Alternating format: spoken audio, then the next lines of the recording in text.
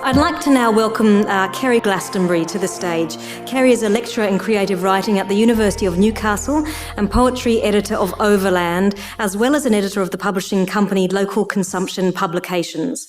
Keri completed a doctorate in creative arts at the University of Technology, Sydney, with a thesis titled "Shut Up, Nobody Wants to Hear Your Poems." Her first full-length poetry collection, Grease Salute, is to be published in 2010. And Keri worked with us on the Toilet Door poetry project with a poem called Subtle Plague, and I'll let her tell you about that. Welcome, Keri.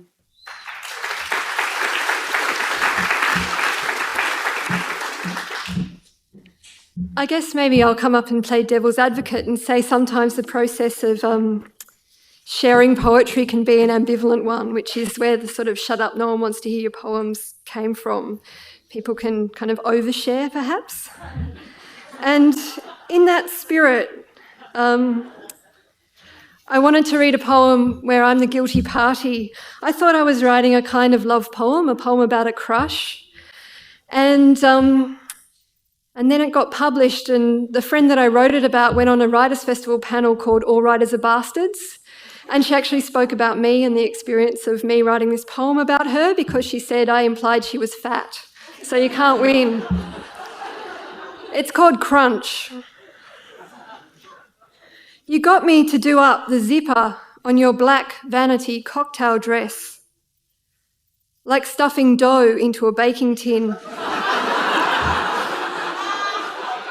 I realised why it's girls who help girls dress, resistance fighters from way back.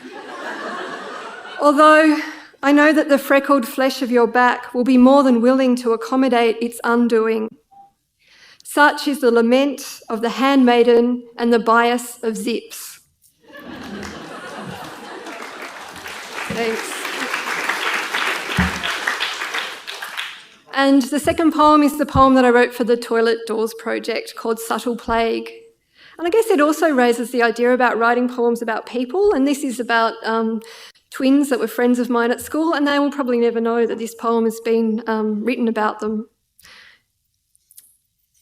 Everyone's fitting out their suburban palace. There's the faux Gold Coast or the Tuscan pagoda. And this from people who once lived in Kingswood country or on farms with tennis court envy. Your once best friend is now a complaining housefrau. At least she made it into town and is no longer stuck out there. Surprised she doesn't remember the perverse magic. But perhaps this is what marks her as authentic and you as vicarious. She's become harsh as her mother, the negative will all be ruined gossip of keeping up with the Chamberlains, who you hear are now Landcare mandarins. Life on their property was always emblematic, but ingratiation between butch and femme twins, amuck in the quiet paddocks, is something more stellar than even late-night shopping at the mall. Back then, we mined the duality together. The chiaroscuro kept me split. Thanks.